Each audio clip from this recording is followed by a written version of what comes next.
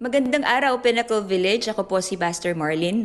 Bago pa man po tayo magsimula ng ating bagong serye sa susunod na linggo patungkol po sa Kawikaan or Book of Proverbs, ay mabuti po ating muling balikan ang layunin kung bakit ba ang isang mananampalataya po ay dapat mamuhay sa karunungan.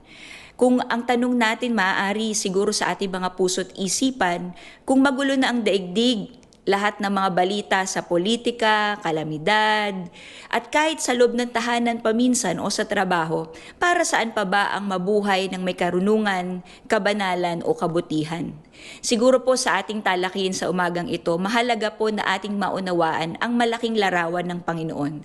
Na sa gitna po ng lahat ng kaguluhan sa ating lipunan o pamayanan, ito po ang katotohanan, kumikilos po ang Diyos.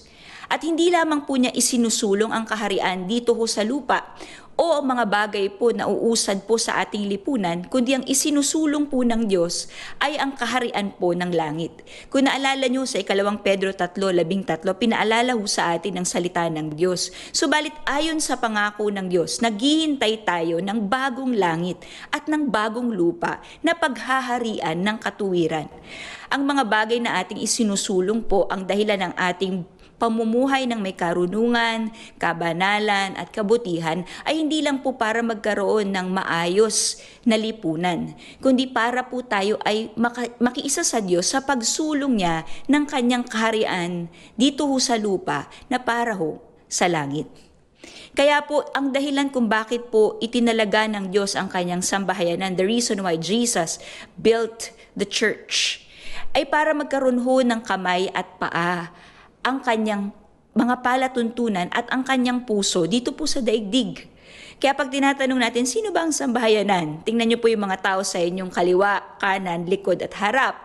At pakisabi po sa kanila, tayo, ikaw at ako, tayo ang sambahayanan at tayo rin ang asin at liwanag para sa sanlibutan. Ang atin hong titingnan na kabanata ho o bahagi ng Biblia ay ito hong bahagi po ng Sermon on the Mount. Binalikan na ho natin ito nung mga nakaraang buwan nung tayo po ay nag-aral patungkol ho sa turo ni Jesus o ang kanyang mga sermon po na countercultural po sa paraan ng daigdig. Ngunit babalikan ho natin ito upang magkaroon ho ng malalim na kaunawaan at pundasyon ang atin hong pagpapatuloy. Na tayo po ay may panawagan at ang panawagan pong iyon ay maging asin at liwanag sa sangkatauhan. Mateo 5:13 hanggang 16, basahin po natin. Kayo ang asin ng kasangkatauhan, ngunit kung ang asin ay mawalan ng alat, paano ito mapapaalat muli? Hindi ba wala itong kabuluhan, kundi ang itapon at tapakan ng mga tao? Kayo ang ilaw ng sanlibutan at isang lungsod na nakatayo sa ibabaw ng burol ay hindi maitatago. Walang taong magsisindi ng ilaw at pagkatapos ay ilalagay iyon sa ilalim ng banga. Sa halip, inilalagay iyon sa talagang patungan upang matanglawan ang lahat ng nasa bahay. Verse 16, gayon din naman, dapat ninyong paliwanagin ang inyong ilaw sa harap ng mga tao upang makita nila ang inyong mabubuting gawa at papurihan ang inyong Ama na nasa langit. Sa araw po na ito, ang titulo ng ating mensahe sa pag-uusap po ng ating mga pastor ay ito po, Salt and Light, How the Church Changes the World. Asin at liwanag, paanong ang sambahayanan ay makapagbabago ng sanlibutan. Napakahalaga ho ng kontekstong ito dahil sa Amerika po, sila po ay nagdiriwang po ngayon ng 4th of July. Tayo naman ho sa Pilipinas, maraming usapin patungkol ho sa ating political climate. Kita ho natin ang mga usapin pagdating ho sa social media at sa balita patungkol ho sa kalalagayan ho ng ating lipunan. At hindi lang ho ito sa usapang politika, kundi ho sa mga bagay po na maaring pagkakaiba ho sa pananaw ng ating mga mamamayan. Ngunit sa gitna po ng lahat ng nangyayari sa ating bansa at daigdig, ang katanungan sa atin bilang sambahayanan ng Diyos ay hindi kung dapat ba tayong magdulot ng pagbabago. Balikan po natin ang verse 16 ng chapter 5. Sabi ho ng Panginoong Jesus, gayon din naman, dapat ninyong paliwanagin ang inyong ilaw sa harap ng mga tao upang makita nila ang inyong mabubuting gawa at papurihan ang inyong Ama na nasa langit. So dito ho pinakita ng Panginoon, ang tanong ay hindi parang sambahayanan ay magbigay po ng pagbabago o hindi. Ang paalala ng Panginoon ay tayo po ay maging daluyan ng pagbabago. Daluyan po at liwanag, hindi po liwanag para makasilaw, pero liwanag po para magbigay ng direksyon at magdulot ng pagbabago. Kaya po sa araw po na ito, yan po ang tanong sa atin. Paano ba magdudulot ng pagbabago sa lipunan ang sambahayanan ng Diyos? Ngayon po ay sisiyasatin natin ang ilang bahagi ng kasaysayan. At aalis po tayo ng konti sa ating regular po na same points para masagot po ang tanong na ito. Kundi po sa araw na ito, hihimayin po natin ang ating binasa ho na talata at unawain po natin ang puso ho ng salita ng Diyos upang maidikit ho natin sa ating pamumuhay sa pangkasalukuyan. Balikan po natin muli ang Mateo 5. Sabi po ng verse 13 at verse 14, nagsimula sa pareho pong mga salita, kayo ang asin ng sangkatauhan, kayo ang ilaw ng sanlibutan. Mahalaga po na mapaalalahanan na hindi lamang po isang tao ang tinatawag ng Diyos upang magdulot ng pagbabago. Naalala niyo ho nung nakarang linggo, binalikat ho natin si Esther. At hindi lang ho natin binigyan ng halaga ang kanyang ginawa, kundi ang kaisa po niya, si Mordecai at ang mga Hudyo nung panahon po niya para maisulong po ang panawagan ng Diyos. Friends, if there's one thing that we have to remember, God is not just calling a single person. God is calling His church collectively. We need each other. Kaya pakisabi ho, dyan ho sa inyo mga katabi, sa likod, sa harap, sa kanan, kaliwa, na kahit minsan ang hirap nating pakisamahan ng bawat isa, sabihin niyo po sa kanila, kailangan natin ang bawat isa. Nawa tayo ay maging katuwang ng bawat isa upang maging asin at ilaw ng sanlibutan. Remember when we have defined church, one of the definitions that we went through is that church is a called out people, not a person, but a group of people for a purpose. It came from the Greek word ekklesia, which means the called out ones. Pinaalala ho ng unang Pedro 2:9. Kung naalala po ninyo, ngunit kayo'y mga taong pinili, mga maharlikang pari, at mga mamamayan ng Diyos. Pinili kayo ng Diyos na maging Kanya upang ipahayag ninyo ang kahanga-hanga niyang mga gawa. Siya ang tumawag sa inyo mula sa kadiliman, tungo sa kahanga-hanga niyang kaliwanagan. Ang paalala ho sa atin, tayo po na tinawag ng magkakasama, hindi iisa. Pero asin at ilaw ng magkakasama, kayo na asin, kayo na ilaw ng sanlibutan. At ang paalala po sa atin na magiging kagamit-gamit ang ating buhay upang maging liwanag at asin sa sanlibutan kung tayo po ay magpapakita at mamumuhay ng parang kay Kristo. Friends, what is our bottom line today? We want to begin there po. Kapag ang simbahan o ang sambahayanan ay patuloy na namumuhay para kay Kristo at nagpapakita ng kanyang pag-ibig sa daigdig, magiging magandang halimbawa tayo sa mga taong nakatingin at magdudulot ng pagbabago para sa kanyang pamayanan. Kaya atin hong sasagutin ang tanong na ito, paano nga ba? Maaaring iba-iba ho ang ating kapanahunan, iba-iba ho ang ating posisyon, iba-iba ho ang ating mga realidad, pero meron ho tayo sama-sama po na binibigyan ho ng diin, yan ho ang panawagan po natin sa Panginoon. Kaya sasagutin ho natin ito at magsisimula ho tayo sa sagot natin sa araw na ito mula sa kasaysayan. Isa sa pinakamahalagang pangyayari sa kasaysayan ng simbahan ay ang maging Kristiyano po, ang emperador ng Roma na si Constantine Great noong ika-4 na siglo. At noong 313 AD, inilabas ho ni Constantine ang Edict of Milan na nagbigay kalayaan sa mga Kristiyano na sumamba sa buong imperyo. Bago po dito ang mga Kristiyano po ng unahong sambahayanan, sila po'y pinapalamon sa mga wild animals. Ganun ho ang persecution na hinaharap ho ng unang iglesia. Pero dahil po dito naging legal at tanggap ang Kristyanismo. Ngunit habang tumatagal po ay naging konektado din ito sa kapangyarihan ng gobyerno. May mga taong sumunod sa pananampalataya panlabas at hindi totoong nagkaroon ng pagbabago ng puso. At dahil suportado po ni Constantine ang simbahan, naging popular at maginhawa po ang pagiging Kristiyano at matapos ng 300 taon ng pag-uusig nagkaroon ng karapatan at pribilehiyo ang mga mananampalataya. Pero may masamang epekto po ito sa simbahan bilang institusyon.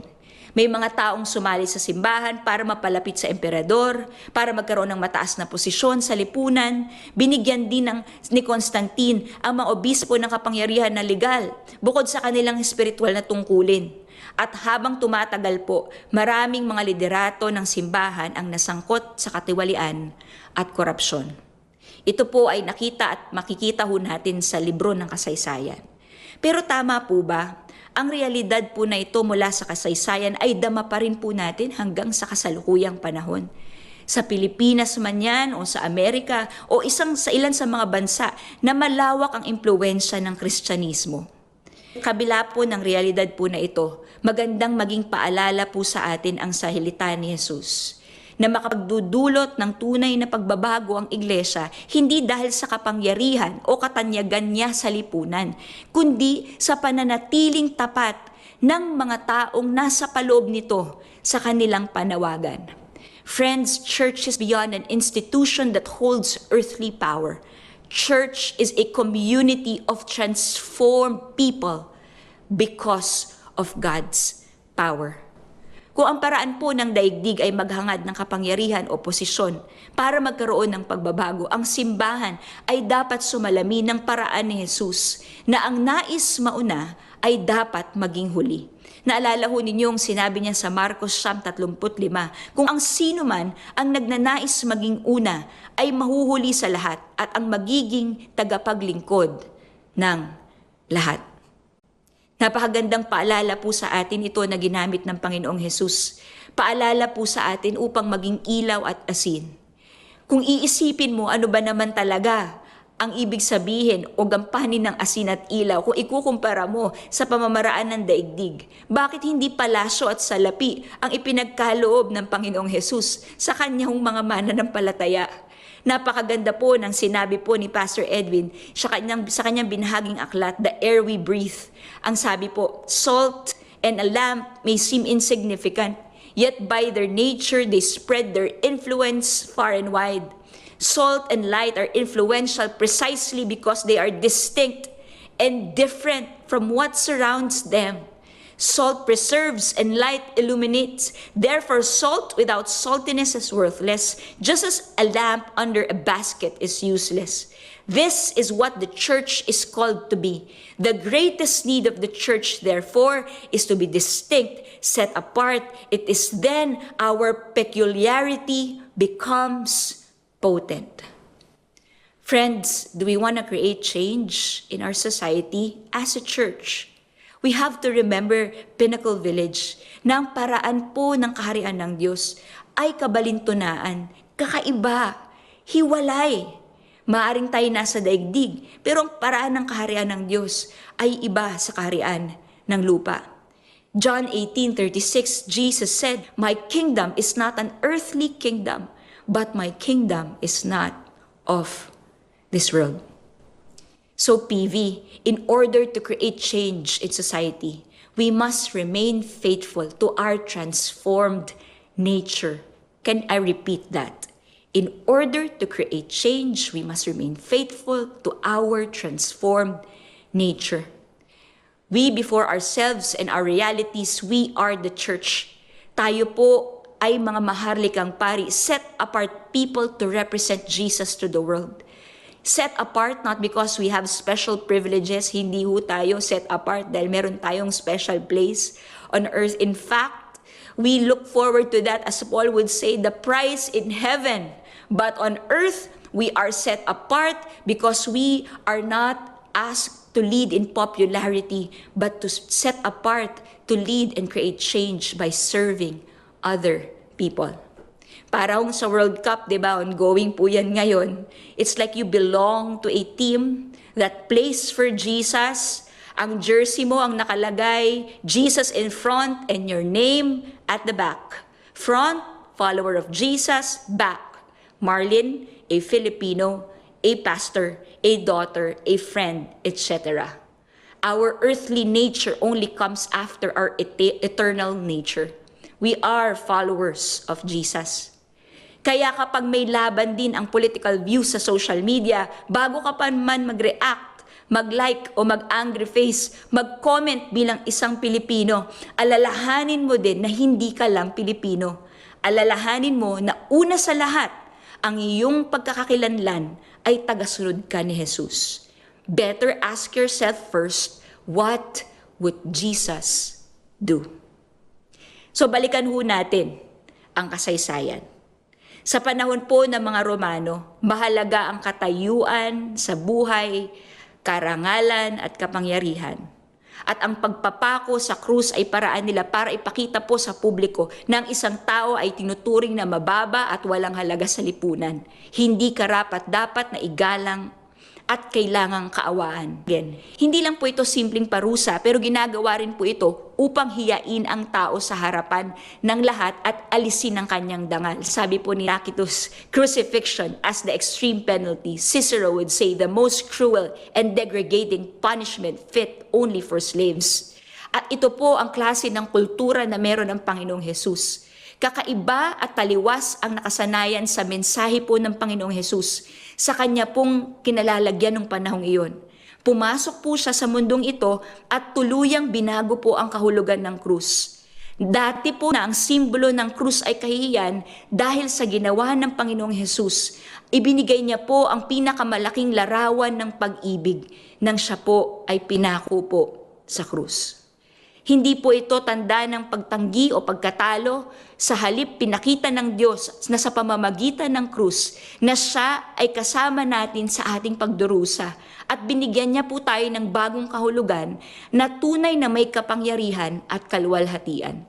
Look at 1 Corinthians 1:18. The scripture said, "For the message of the cross is foolishness to those who are perishing, but to us who are being saved, it is the power of God." Sa Tagalog po, ang mensahe ng pagkamatay ni Kristo sa krus ay kamangmangan para sa mga napapahamak.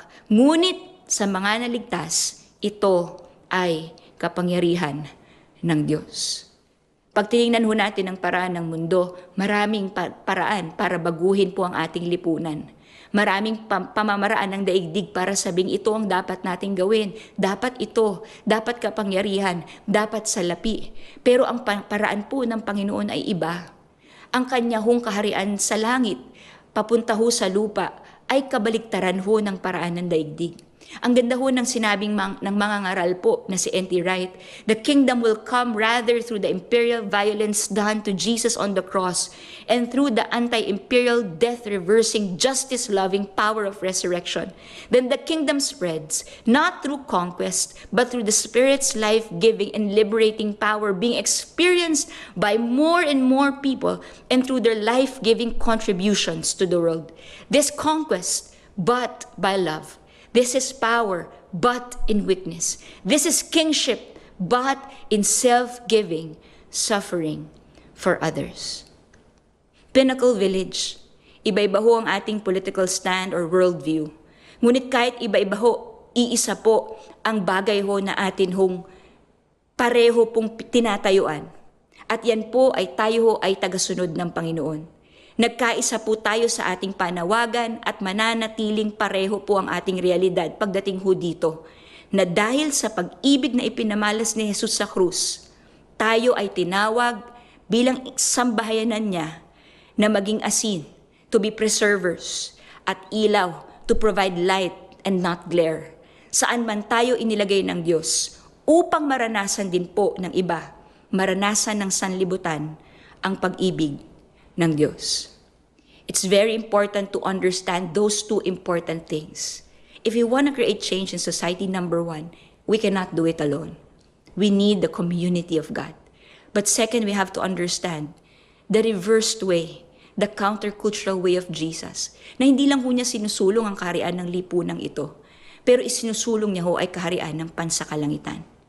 Pagpapatuloy ho natin ang sagot sa tanong na yan, sa pamamagitan din ho ng pagpapakita ng kwento ng mga buhay po na mula ho sa kasaysayan. Medyo lalayo muna ho tayo sa ating regular point system, kung saan po same letters ang ginagamit po natin. Pero titingnan ho natin ang kwento ho ng ilang mga liderato po na makikita ho natin sa kasaysayan. Dalawa ho sa kanila ay nagbigay po ng malaking marka, hindi lang ho sa Estados Unidos, pero ho sa kwento ho ng kasaysayan ng daigdig.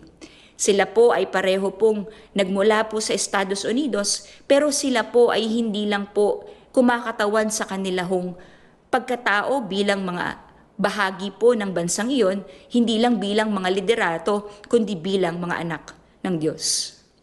Today, we will continue to answer our question in a different way. We'll look back at history and learn from two people who became instruments of change through salt and light in society. Ang una po ay ito. Kilala niyo po ba siya? Pakita ko po ang picture niya. Yan. Take a wild guess.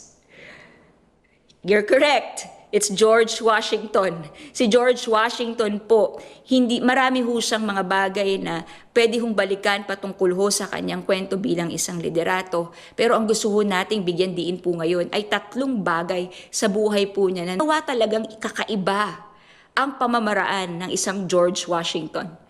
Hindi lang ho isang pagkakataon pero 3 pagkakataon sa buhay ni George Washington ay tumalikod ho siya sa kapangyarihang inaalay po o ipinagkakaloob po sa kanya.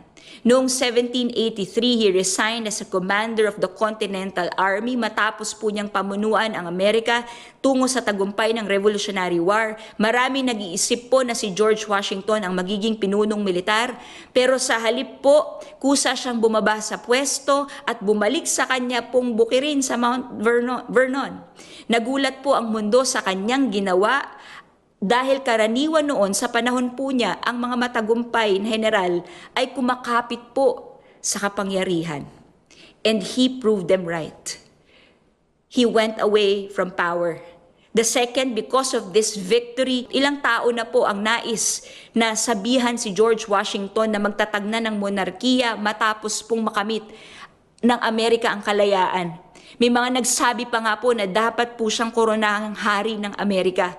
Pero tinanggihan po ni George Washington ang ideya na ito dahil naniniwala po siya na isa-isang bansa ay dapat pamahalaan ng isang republika at hindi kontrolado ng iisang tao lamang.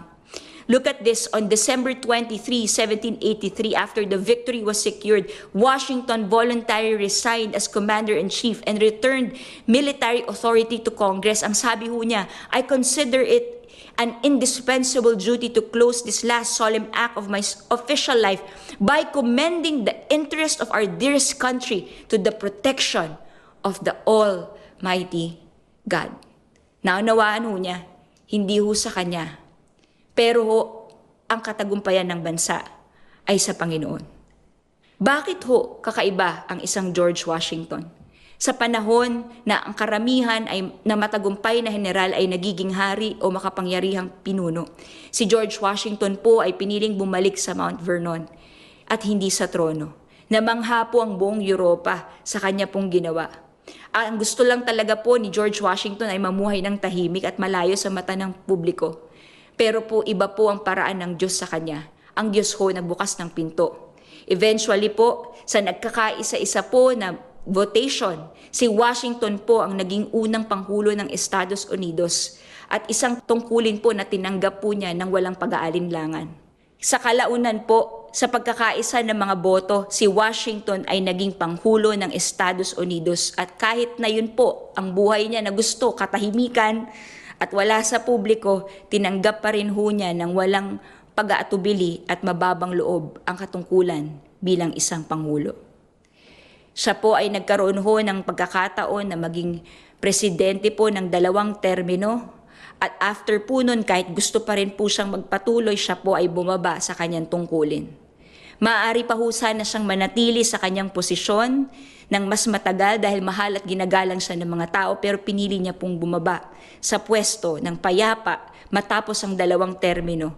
Pinakita po niya ang puso ng isang tunay na pinuno na hindi kumakapit sa kapangyarihan habang buhay. At ang kanyang halimbawa ay naging tradisyon, kalaunan po, para sa mga susunod na Pangulo ng Amerika. Ang ganda po ng sinabi ni Pastor Amber, this is what it means to be salt and light. This is the kind of impact we can make if we embrace the path of the cross, one that replaces pride with humility and domination over others with self-sacrificing service. Hindi man tayo presidente ng isang lipunan, maaring tayo'y boss sa atin hong trabaho. Maaring tayo'y magulang sa ating maliit na lipunan na tinatawag na pamilya. O ikaw ay nakatatandang kapatid. Ikaw ay student council sa loob ng iyong paaralan. O meron kang boses sa iyong mga kaibigan. May pagkakataong ibinibigay ang Diyos sa iyo para maging asin at liwanag. Nawa ang iyong mga desisyon ay hindi manatili sa pagkakataon upang magkaroon ng kapangyarihan, kundi malayang buksan ng mga kamay at hayaan ng Panginoon na manguna. Sapagkat, church, if there's one thing that we have to remember, it is not us who will change society. We will just be the vessel of God's change to society. Ganda po ng sinabi po ng isang Puritan prayer, tatagpuan po sa aklat The Vision of Valley. It says, "Let me learn by paradox that the way down is the way up, that to be low is to be high, that the broken heart is the healed heart, that the contrite spirit is the rejoicing spirit, that the repenting soul is the victorious soul, that to have nothing is to possess all, that to bear the cross is to wear the crown." Ang daan po ng krus ay hindi nangangahulugang lalayo tayo sa lipunan o iwas tayo sa mundo. Kaya nga po pinapaalala sa atin lagi, we are in this world but not of this world. Sa halip po, binabago nito kung paano tayo namumuhay at nakikitungo sa iba para ipakita ho natin ang kaharian ng Diyos sa lupa gaya ng sa langit. Kapag niyayakap ng simbahan po ang daan ng krus, nagiging paalala tayo sa mga tao na hindi naghahanap ng kapangyarihan o pribilehiyo para sa sarili, kundi pinipiling maglingkod, nagmamahal sa kapwa at ipinaglalaban ang dangal at halaga ng bawat tao. Speaking of that, di ba ho, yan po ang isang bagay na malaking usapin ngayon sa lipunan. Isang bagay na lagi nating pinag-uusapan. At yan po ay ang pagkakaisa at yan po ay ang pagkakapantay-pantay. Hindi naman ho bago ho ang kaunawaan hong yan. In fact, when you look at scriptures, the very first chapter already indicates the importance not just of equality, but of how man are created in God's image. Genesis 1:27, kaya nilikha ng Diyos ang tao ayon sa kanyang wangis. Ito po ay usapin na atin hong tinatalakay dahil tayo po bilang nilikha sa wangis ng Diyos. Naunawaan po natin na tayo po ay may iisa ho na pinagmulan, na tayo po ay may iisa ho na wangis. Kaya po kahit anuman ang realidad ng ating paligid, isang bagay po ang nais ng tao. Higit po sa pagkakapantay-pantay, ay yan po ay makita sa atin hong halaga. Kaya po, more than the question of equality, one thing that really shaped history and changed the trajectory of history is the institution of slavery. Actually, pag tiningnan ho natin ang kwento ho ng slavery ho sa history po, napakalaki po ng naging epekto po nito sa atin hong daigdig. Look at also, coming from the same book, The Air We Breathe, it says, if there's one institution nearly universal throughout human history, it's not equality, but slavery. A historian observes at the core of ancient thinking was the assumption of natural inequality. Even philosophers like Plato and Aristotle never felt the need to defend slavery because almost no one questioned it. Nature herself taught that some were fitter, stronger, smarter, and frankly better than others. This much was obvious to every member of classical world, whether they found themselves in the hierarchy of being. Pero dun ho sa ating binasa, it declared something radically distinct that in the ancient world never believed that every human bears the image of God. Hindi ho yung pagkakapantay-pantay ho lamang. Pero ang makita ho, ang bawat isang tao na nilikha ng Diyos at may layunin po sa buong kwento ho ng Panginoong Hesus. Kaya po itong isang bagay na nagbigay po ng pinto para po sa kwento po ng ating susunod na titignan. At ito po ang kanyang larawan. Kilala niyo po ba siya? Yung iba ho siguro kilala siya. Tama ho kayo. Siya po si Abraham Lincoln. Binigyan ho siya dahil sa kanyang pananampalataya at kaunawaan po ng salita po ng Diyos. Siya po na lumaki ng tao ho na meron hong integridad at pagtayo sa kanyang sarili pong mga prinsipyo. At kadalasan po doon, as he would publicly declare, it is the principles of Scripture, ay nakita po ito sa buhay niya nang siya po'y maging pinuno ng Estados Unidos. Si Abraham Lincoln po, ang matagal nais na po niyang wakasan noon pa man ay ang pang-aalipin. Maaring hindi lang dahil sa pagkakapantay-pantay, pero dahil kahit ang isa hong alipin ay meron ho siyang halaga. Every human being needs to be valued and seen. At dahil po ng panahon pong ito, limitado man po ang kapangyarihan po niya ayon sa institusyon, ay hindi po niya agad na alis po ito pong pang-aalipin sa lahat ng estado. Ngunit nang matagumpay po ang hukbo ng Union na laban sa Antietam noong 1862, ipinahayag po ni Lincoln na tutuparin niya ang kanyang pangako sa Diyos, una sa lahat, na palayain ang mga alipin sa mga estadong nagre-rebelde. He promised and solemnly swear to God that he will do his best to make this happen. Dahil dito po inilabas ang Emancipation Proclamation noong 1863 at naging mahalagang hakbang sa pagbawakas ng pang-aalipin at pagtataguyod po ng kalayaan sa Amerika. At nung time po na nilalagdaan na po ni Abraham Lincoln ito pong Emancipation Proclamation at matapos pong bumati sa mga bisita sa White House, napagod ho siya siguro at medyo nanginginig po ang kanyang kamay. At sabi ho niya, gusto ho niya nakalmahin muna ang kanyang sarili dahil gusto niya pag nilagdaan niya po ito ay buong tapang po at buong paninindigan po niyang nilalagdaan ang batas po na ito. Sabi po niya, I never in my life felt more certain that I was doing the right than I do in signing this paper. In my name goes into history, it will be for the act and my whole soul is in it.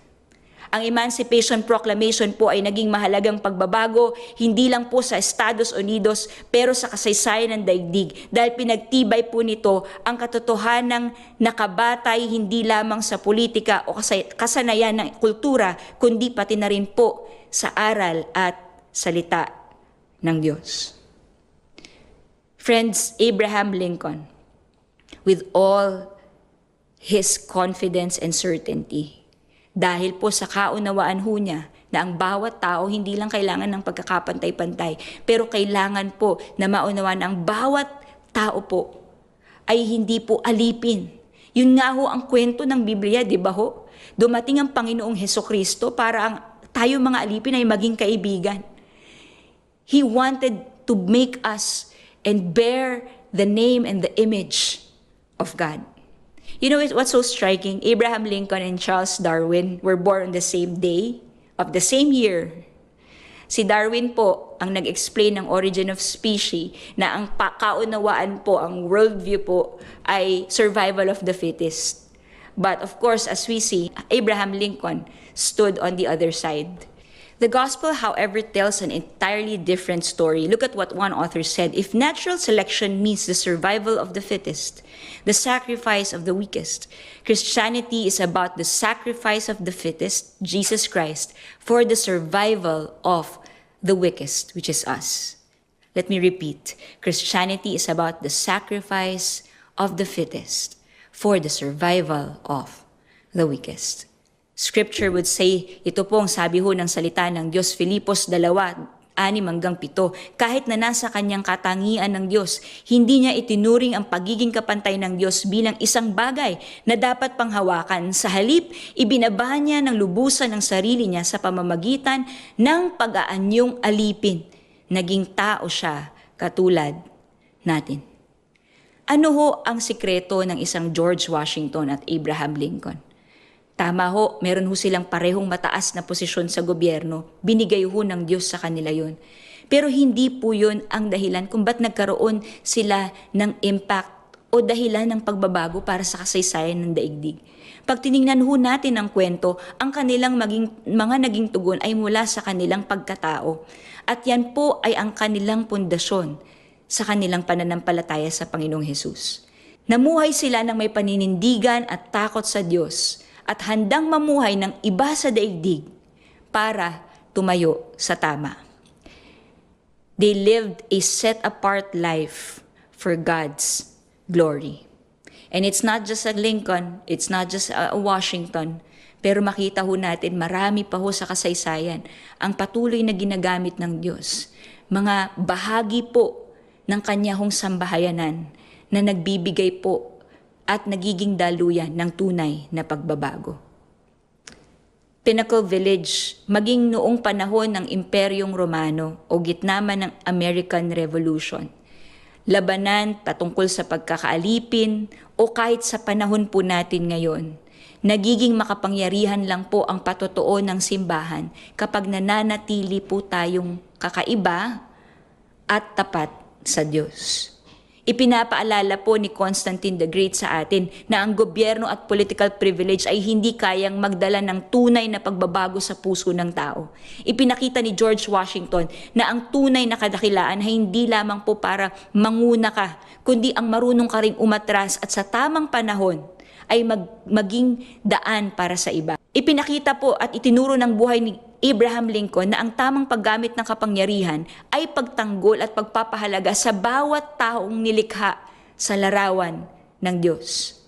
Kaya po anuman po ang ating realidad sa trabaho, sa eskwelahan, sa simbahan, sa ating komunidad, tinawag po tayo bilang mga tagasunod ng Panginoong Hesus bilang maging asin at ilaw sa ating sanlibutan.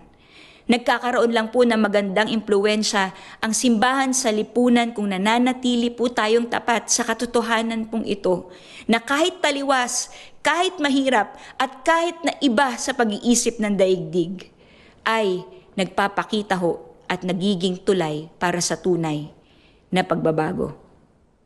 Habang tayo po ay nagtatapos, mahalagang makita natin na ang lahat ng mga pangyayaring ito sa kasaysayan ay nagtuturo lamang po sa atin, hindi po sa kahit sinong hari, kundi sa nag-iisang dakilang hari.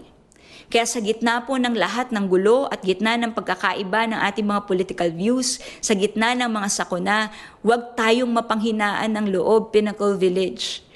Tayo bilang sambahayanan ng Diyos ay nagpapatuloy hindi lamang po para baguhin ang lipunan, ngunit para ang kaharian ng langit ay maranasan din sa lupa. Ulitin ko po, tayo po bilang sambahayanan ng Diyos ay nagpapatuloy hindi lamang po para baguhin ang lipunan sa lupa, ngunit para ang kaharian ng langit ay maranasan din ng sanlibutan.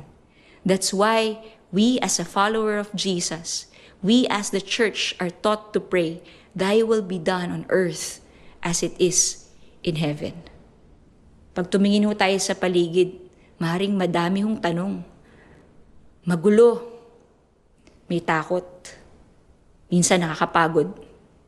Pero paalala ho sa atin, Galatia 6:9, huwag kayong magsasawa sa paggawa ng mabuti dahil sa tamang panahon, matatanggap natin ang gantimpala kung di tayo susuko. Kaya nga, sa tuwing may pagkakataon, gumawa tayo ng kabutihan sa lahat ng tao. Gusto ko magtapos muli sa Mateo 5:13-16. Atin ho itong balikan at mahanap ho natin ang paalala ng Panginoon. Kayo ang asin ng sangkatauhan. Ngunit kung ang asin ay mawalan na ng alat, paano pa ito mapapaalat muli? Hindi ba wala na itong kabuluhan kung hindi ang itapon at tapakan ng mga tao? Kayo ang ilaw ng sanlibutan.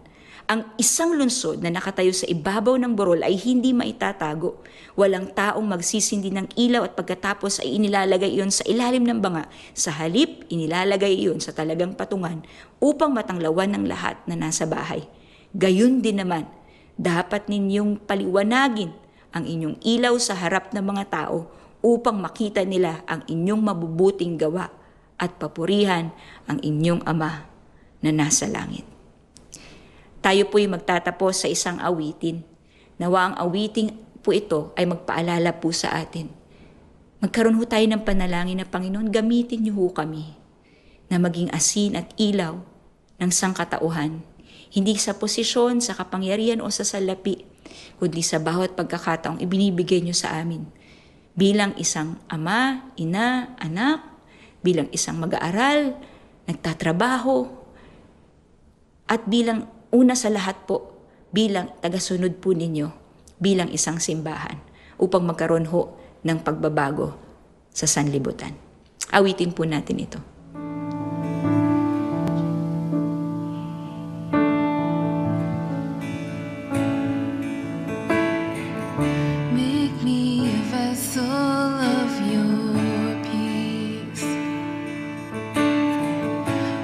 Where there is war, let fighting cease.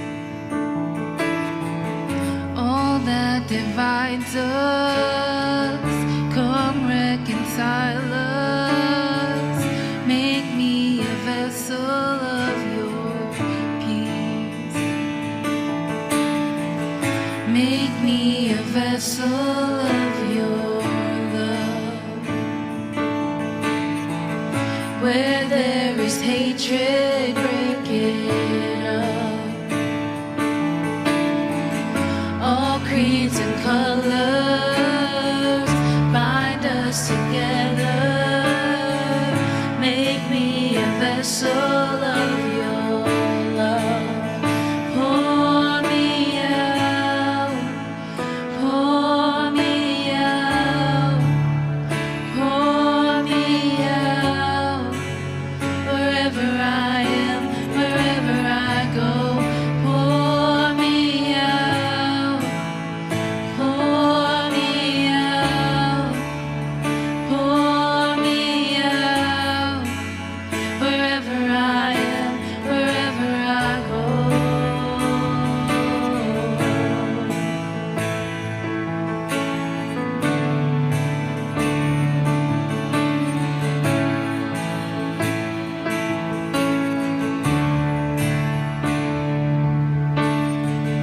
Make me a vessel of your home.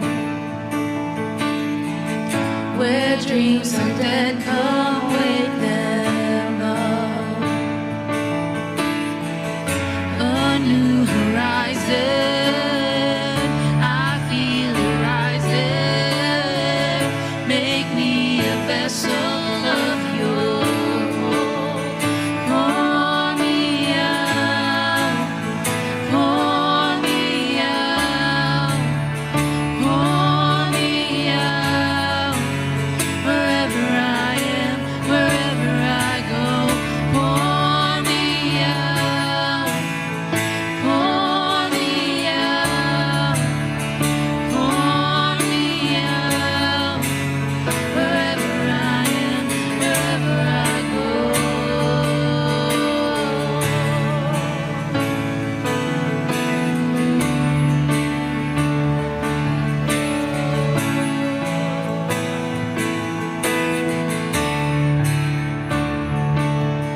Like a rushing river, let mercy flow through my heart to my world. Like a rushing river, let mercy flow through my heart to my world. Like a rushing river, let mercy flow through my heart to my world. Like a rushing river, let mercy flow through my heart to my world. Like a rushing river, let mercy flow through my heart to my world. Like a rushing river, let mercy flow through my heart to my world. Like a rushing river, let mercy flow through my heart to my world. Like a rushing river, let mercy flow through my heart to my world. Pour me out, pour me out, pour me out. Wherever I am, wherever I go, pour me out, pour me out, pour me out. Wherever I am, wherever I go, pour me out, pour me out, pour me out. Wherever I am, wherever I go, pour me out, pour me out, pour me out. Wherever I am, wherever I go.